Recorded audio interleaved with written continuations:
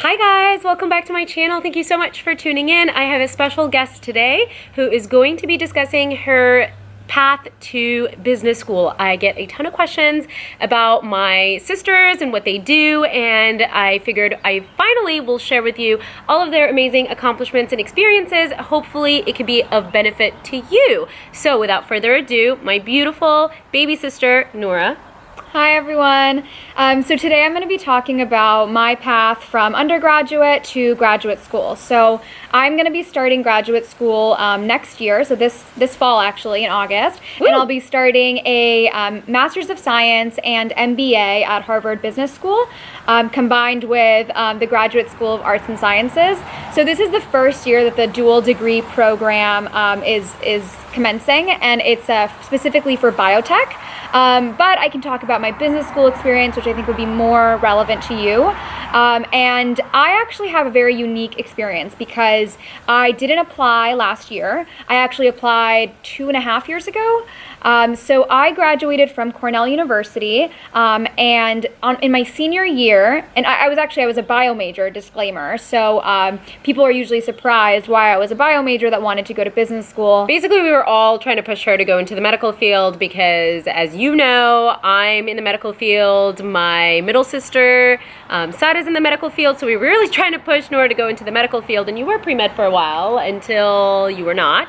Yeah, so I always wanted to approach healthcare from a business lens, a more macro level rather than at the patient level. And so that was just always my passion. And so I knew that I needed a graduate degree to really excel in biotech, pharmaceuticals, maybe even hospital administration. So those were my interests in undergrad. And then senior year, I applied to a program called Harvard Business School 2+2, which means that you apply as a senior, and if you get accepted, you are able to defer for a minimum of 2 years and maximum of 4 years.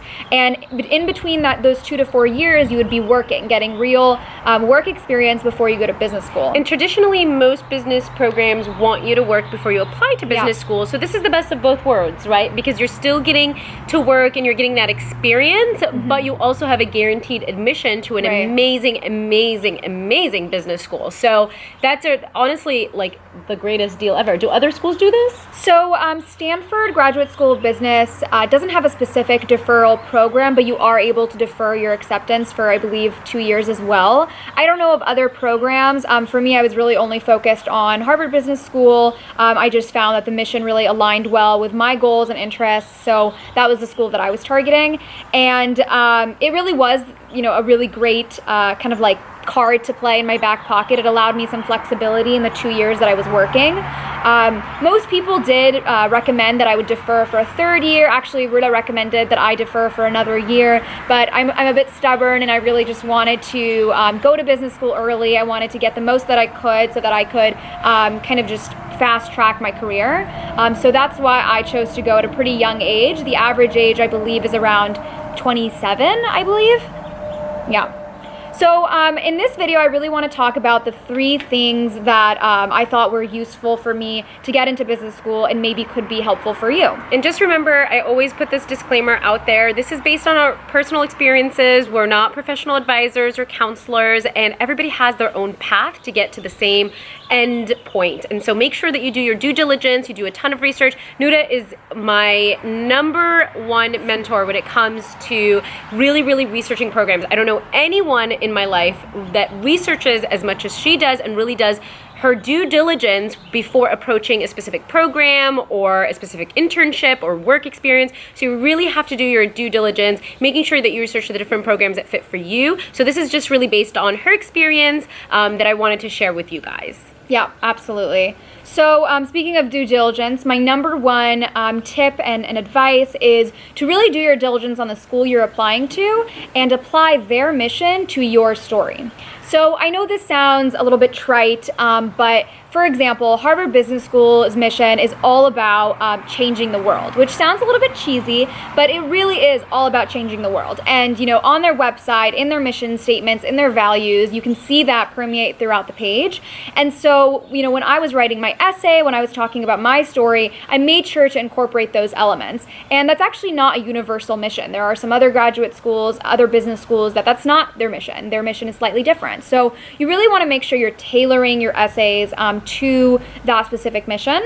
And that's not to say that you should change your own passions or personal mission, but you should definitely keep in mind who your audience is. And I think that applies to any sort of application in your resume. Whenever you're applying to a specific job or program, you always want to tailor your specific resume or mission statement or personal statement to kind of align with that company, because why else are you applying to that specific position if it doesn't align with your own values? You just want to make sure that that comes out in your writing as well to highlight that. Definitely. And, to round out your entire application, I would really suggest that you are focused. So for me, I was focused on healthcare, and even within healthcare, I felt that was perhaps a little bit too broad. And so I decided to hone in further on biotech and pharmaceuticals.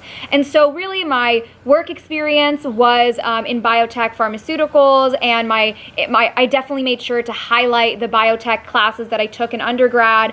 And so I just kind of made sure that my application was focused on my industry that I was excited about and that I wanted to be a part of Harvard's mission to change the world. Awesome. So your number 2 advice is? My number 2 advice is perhaps controversial, but it's really about scores. So I know that people usually think that top tier schools, you just have to have 99th percentile in everything. From my experience, I feel that you either need a really high standardized testing score or a high GPA. In my personal experience, I don't think that you need both. So for me at Cornell, I worked really hard. I was in a biology and society major, and I had a few minors, and I was able to successfully get a pretty high GPA. She's being super humble. She got a really, really high distinguished GPA, way higher than my GPA in undergrad. So she definitely worked very, very hard. So, thank you. So for me, I focused on the GPA. I felt that if I was going to try, super, super hard to do well on the GRE or GMAT, which are the 2 tests that you can take to get into business school, I took the GRE because I'm more STEM focused, so I was more biology focused, and the GMAT is a little bit more math heavy. And so I took the GRE. That was perfectly acceptable for Harvard. And I focused more on my classes because I felt like I was already doing well in them. So I didn't want to risk my GPA at all. So I made sure to get a top-notch GPA. And then my GRE, I made sure to get above a certain threshold. So in business school, if you look up online, 320 for GRE is about the range. That is kind of like the minimum range that I've read that is acceptable for business schools, top-tier business schools. So, I would just recommend focusing on one and making sure that the other is acceptable, but you don't need to have stellar scores in both. And I think that's awesome because it really takes the pressure off. Yeah. So you really should focus all of your energy into one thing. And I think that applies to everything, even if you're applying to medical school or dental school or any sort of professional graduate program. Unfortunately, as much as I hate to say this, scores do matter because they have to be able to compare applicants. You have to imagine things from the school's perspective. They're getting thousands of applications, and there has to be some sort of tangible way to compare applicants. And sometimes a score is the best thing that they could do. And so really focusing on either a GPA or a test score is really great advice that I would personally give to anyone who asks me about applying to medical school with the MCAT or dental school with the DAT, or even to oral maxillofacial surgery residency when you take the CBSE. You really have to focus on one or the other so that you really have something that is going to enhance your application and make you stand out. Yeah, you don't want to spread yourself too thin. And I think that's great advice. So that's a perfect segue to advice number 3. So advice number 3 is a little bit further along in the process. If you do get to the interview process for business school, my suggestion from my experience was to really focus on weaving in the little things in your interview. So surprisingly, in my Harvard Business School interview, I didn't really talk about healthcare that much, and I didn't really talk about my work experience. I actually talked a lot about my passion for helping Syrians and Syrian refugees. I talked about slam poetry, which was something that I was interested in at Cornell, and that just kind of made up the majority of the conversation, and it made it a lot more personable, and I felt that I really got through to the interviewer and had some of my passions shine through some extracurriculars. Which is really great because they've already read about all of that stuff in your application. You don't need your interview to be a reiteration of your entire application. Like, that's so boring because they've already read through all of those papers, and then you're going to have an interview that is going to be basically verbatim your application. That's not exciting. Yeah. Yep, so that about sums up my 3 tips. So again, the 3 best tips that Nora can give you from her experience in getting into business school, and in her case, one of the best business schools is 1. Have an angle and a story, making sure that it meshes well with the school of choice's mission. Number 2.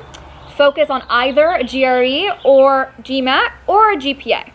And number 3. In your interview, try your best to be personable and mention extracurriculars rather than work experience. Amazing. Thank you so much, Nora. I'm going to learn so much from this. You can apply it to anything. It doesn't have to be business school, but if you are on the business school track, this is going to be really great for you. And if you are in the medical field or the healthcare field, there's a lot of programs that allow you to actually graduate from business school while you are in medical school or dental school. So definitely take advantage of those programs. I wish I did when I was, that's one of my biggest regrets. It wasn't really offered to me until I graduated, and so maybe down the line I'll go to business school. Who knows? Everybody thinks I'm crazy for trying to go for a bunch of different degrees, but I do think business school is incredibly helpful.